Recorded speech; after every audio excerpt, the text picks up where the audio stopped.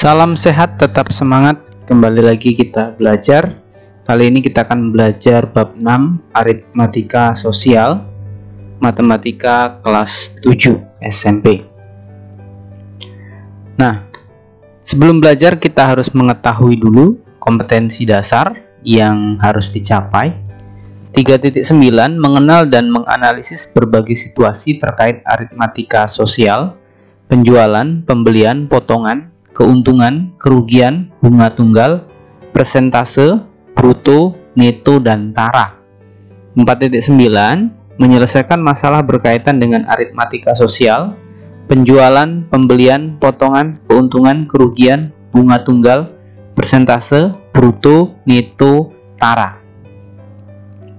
Adapun pengalaman belajar yang ingin dicapai, mengamati fenomena atau aktivitas yang terkait dengan aritmatika sosial, penjualan, pembelian, potongan, keuntungan, kerugian, bunga tunggal, persentase, bruto, neto, tara. Mengumpulkan informasi yang terkait dengan aritmatika sosial, menalar hubungan antara penjualan, pembelian, untung, dan rugi, menalar rumus menentukan bunga tunggal dan pajak, menalar hubungan antara bruto, neto, dan tara, memecahkan masalah terkait dengan aritmatika sosial baik melalui tanya jawab, diskusi, ataupun presentasi. Nah, ini yang akan kita pelajari. Aritmatika sosial akan mempelajari keuntungan, kerugian, diskon atau potongan, pajak, bruto, neto, tara, dan bunga tunggal. Nah, kita lanjut ke kegiatan 6.1, memahami keuntungan dan kerugian. Nah, dalam kehidupan sehari-hari kalian tentu tidak lepas dari kegiatan jual beli, baik sebagai penjual maupun pembeli. Sebagai seorang penjual, ya, tentu menginginkan untung sebanyak-banyaknya, sedangkan sebagai seorang pembeli, tentu kita ingin membeli dengan harga semurah-murahnya. Nah, dalam materi keuntungan dan kerugian ini lebih dipandang dari sudut pandang penjual, bukan pembeli. Sehingga kata untung yang dimaksud adalah keuntungan bagi penjual. Begitupun kata rugi adalah kerugian bagi penjual. Kapankah seorang penjual dikatakan mengalami keuntungan atau kapankah seorang penjual dikatakan mengalami kerugian? Mari kita amati aktivitas jual beli berikut ini, atau penjelasan tentang keuntungan dan kerugian. Nah, untuk persentase keuntungan, ya, itu digunakan untuk mengetahui persentase keuntungan dari suatu penjualan terhadap modal yang dikeluarkan. Nah, misal PU sama dengan persentase keuntungan, HB harga beli atau modal, HJ harga jual atau total pemasukan. Nah, untuk persentase keuntungan itu dapat ditentukan dengan rumus PU sama dengan HJ harga jual dikurang HB harga beli per harga beli dikali 100%. Kita lihat contoh masalah atau contoh soal. Pak Dedi membeli suatu motor bekas dengan harga 4 juta rupiah. Dalam waktu 1 minggu, motor tersebut dijual kembali dengan harga 4.200.000 rupiah. Tentukan persentase keuntungan Pak Dedi. Nah, untuk menyelesaikan soal ini ada beberapa alternatif yang bisa dilakukan atau digunakan. Kita lihat alternatif pertama. Ya, untuk alternatif penyelesaian pertama, sebelum menentukan persentase keuntungan, kita menentukan keuntungan atau disimbolkan dengan U yang diperoleh Pak Dedi lebih dahulu. Nah, U sama dengan HJ dikurang HB, ya, jadi 4.200.000 dikurang 4 juta itu sama dengan 200.000.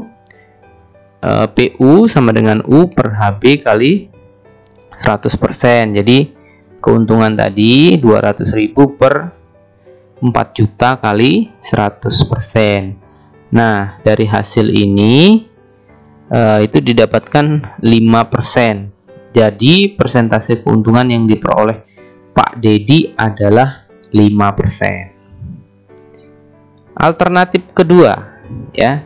Alternatif kedua ini kita tidak perlu menentukan keuntungannya, ya. Jadi kita tidak perlu menentukan keuntungan lebih dahulu, namun dengan menggunakan perbandingan antara harga jual dengan harga beli. Nah, kita lihat persentase harga beli berbanding persentase harga jual. Jadi sama dengan 100% banding Rp4.200.000 per 4 juta. Jadi 100% banding 105%. Dari sini kita dapat menentukan harga bahwa HJ atau persentase HJ adalah 105% dari harga beli.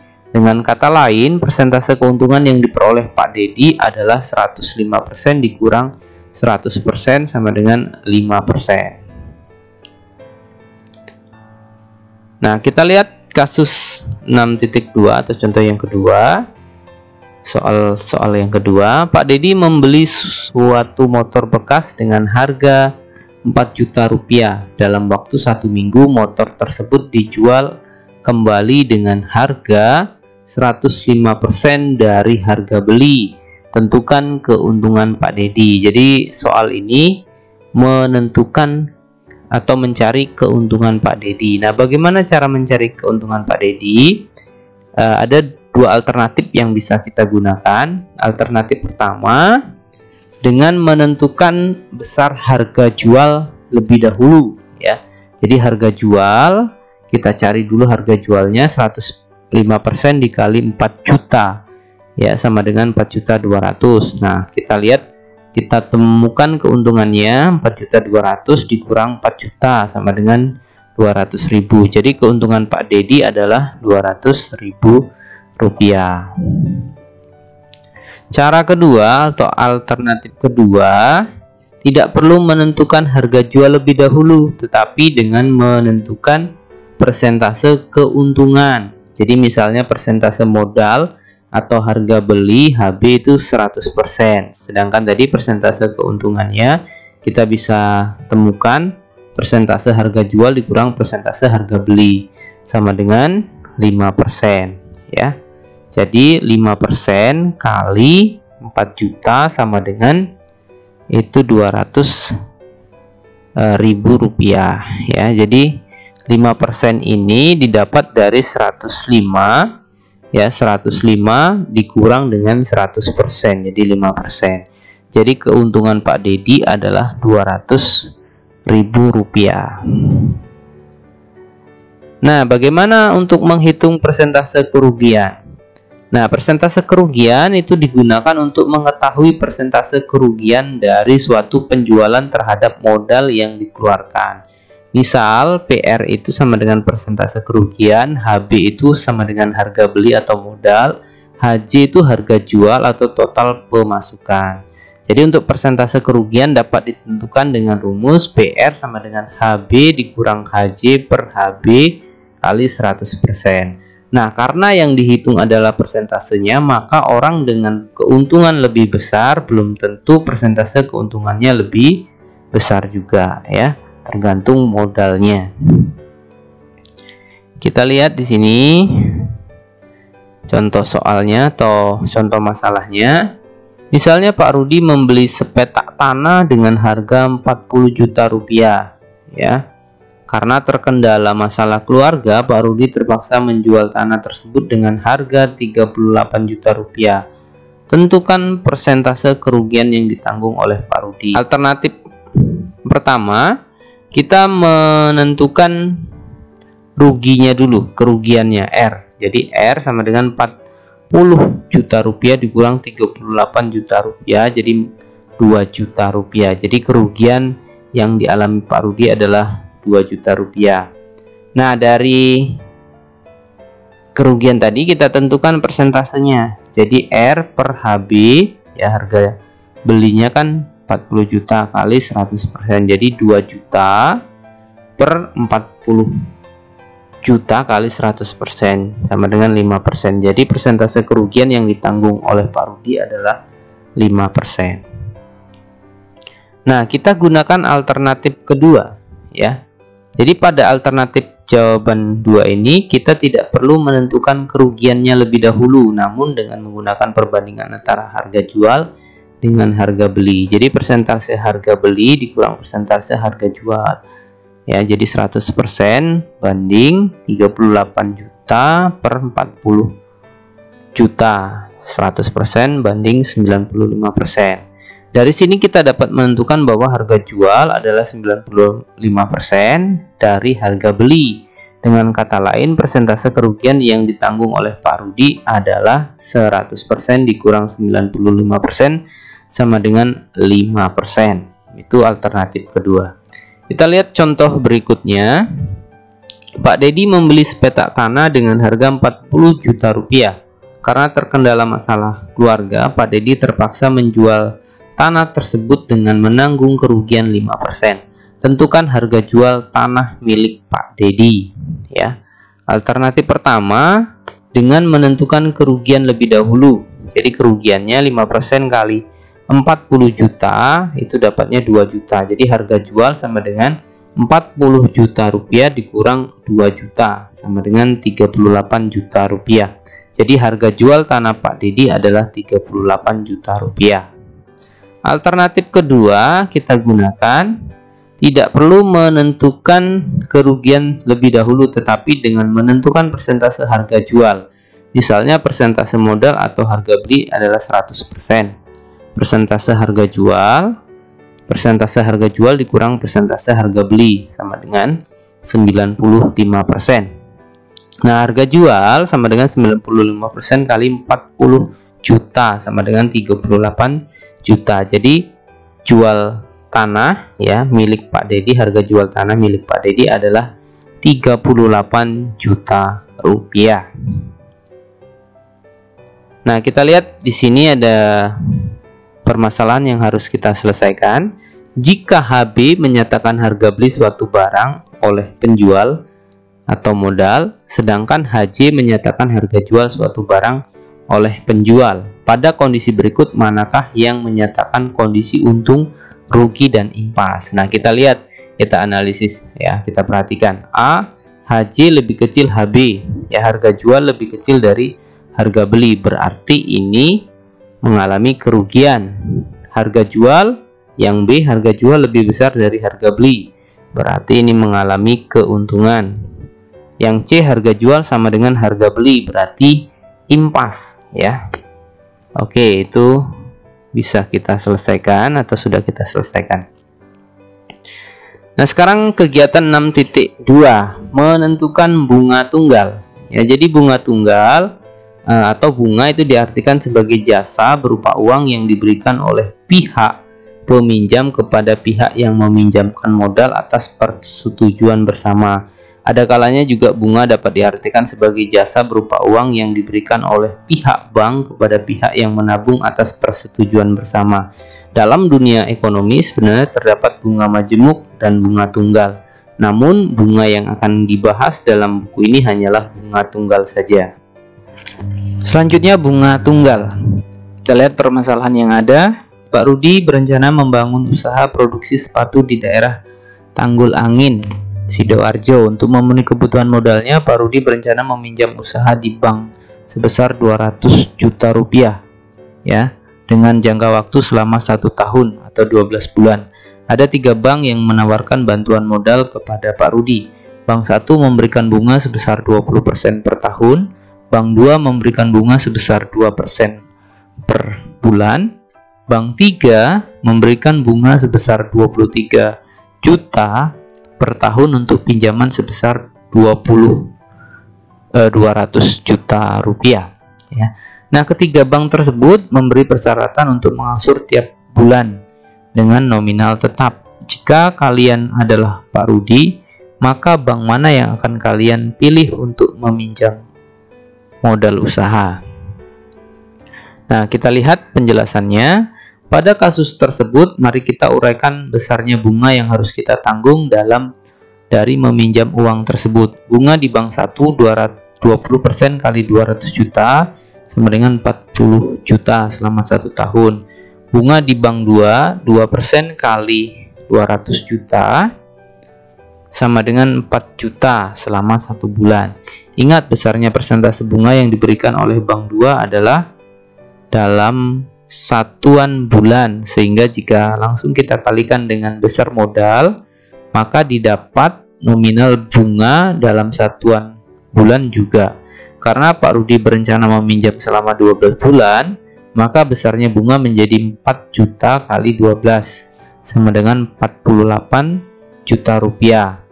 Bunga di bank ketiga, bunga di bank ketiga adalah 23 juta per tahun untuk setiap pinjaman 200 juta. Dengan kata lain, bunga selama 1 tahun adalah 23 juta.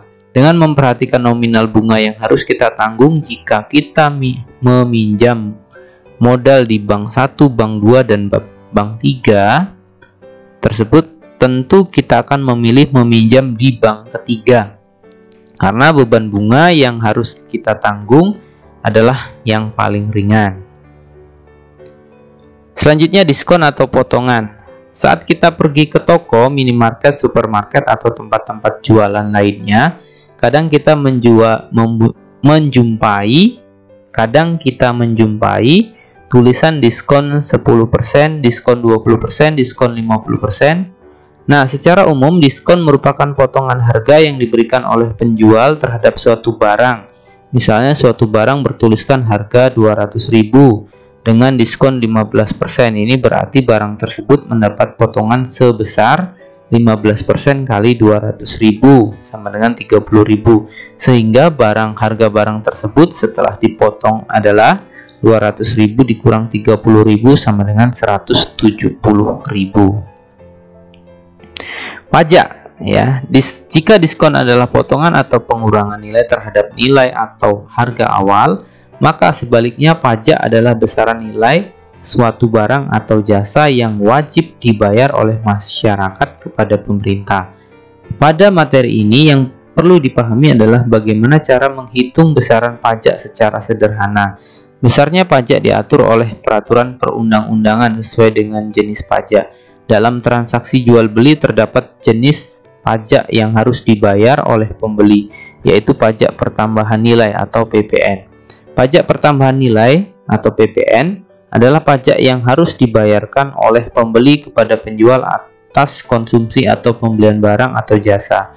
Penjual tersebut mewakili pemerintah untuk menerima pembayaran pajak dari pembeli untuk disetorkan ke kas negara. Biasanya besarnya PPN adalah 10% dari harga jual. Contoh, seorang menjual suatu barang dengan harga 200.000 tanpa pajak. Barang tersebut dibeli oleh seseorang dengan pajak pertambahan nilai PPN 10%, sehingga uang yang harus dibayar oleh pembeli termasuk pajak adalah 100% ditambah 10% kali 200.000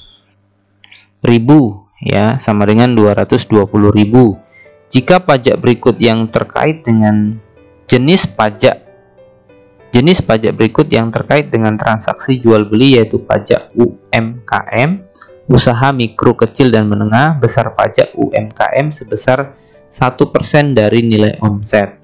Omset adalah jumlah uang hasil penjualan barang dengan barang dagangan tertentu selama suatu masa jual, 1 hari, 1 bulan, atau 1 tahun. Kegiatan 6.3, bruto, neto, dan tara. Neto itu diartikan sebagai berat suatu benda tanpa pembungkus benda tersebut. Neto juga dikenal dengan istilah berat bersih. Misalnya dalam bungkus suatu snack bertuliskan neto 300 gram. Ini bermakna bahwa berat snack tersebut tanpa plastik pembungkusnya adalah 300 gram.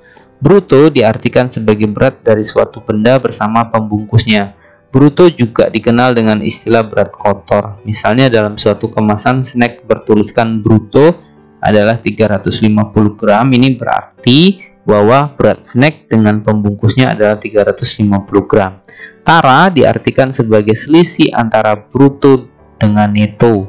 Misalnya diketahui pada bungkus snack bertuliskan bruto tertulis 350 gram, sedangkan netonya adalah 300 gram. Ini berarti bahwa taranya adalah 50 gram. atau secara sederhana berat pembungkus dari snack tersebut tanpa isi. Nah, kita lihat persentase neto dan tara. Ya, misalnya neto sama dengan N, tara sama dengan T, bruto sama dengan B. Persentase neto sama dengan persentase N, persentase tara sama dengan persentase T.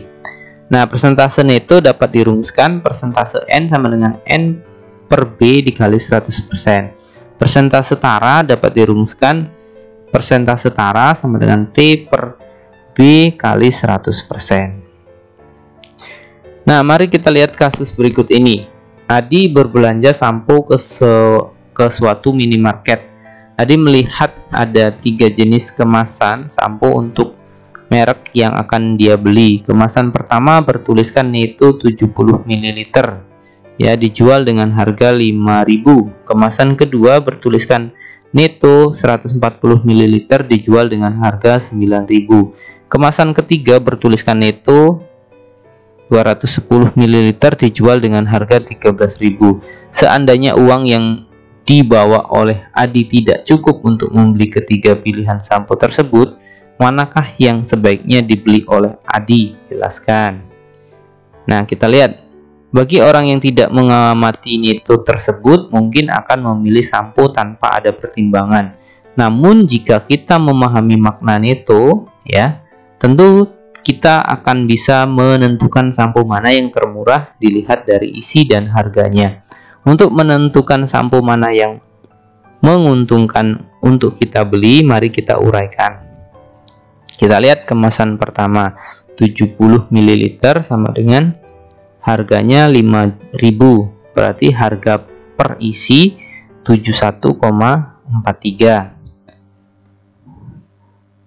Kemasan kedua 1400 ml 9.000, harganya harga per isi 64,29. Kemasan ketiga 210 ml, harganya 13.000, harga per isi 61,90. Nah, perhatikan perbandingan harga per mililiter dari ketiga kemasan. Ternyata harga termurah adalah kemasan ketiga, meskipun secara nominal harganya paling mahal. Ternyata harga per mililiternya paling murah. Dengan begitu, seandainya kalian adalah Adi, seharusnya kalian memilih membeli sampo kemasan ketiga. Istilah bruto tidak hanya digunakan untuk menyatakan berat kotor, jumlah antara neto dan tara suatu barang, namun juga digunakan pada dunia perpajakan, yaitu penghasilan bruto. Penghasilan bruto adalah penghasilan dalam satu periode waktu, hari, bulan, atau tahun yang belum dikurangi biaya-biaya untuk memperoleh penghasilan tersebut, seperti bahan baku, upah, iklan, dan transportasi, dan lain-lain. Ya, demikian penjelasan tentang aritmatika sosial, materi matematika kelas 7. Semoga bermanfaat. Sampai jumpa di video selanjutnya. Jangan lupa like, share, komen, dan subscribe. Terima kasih.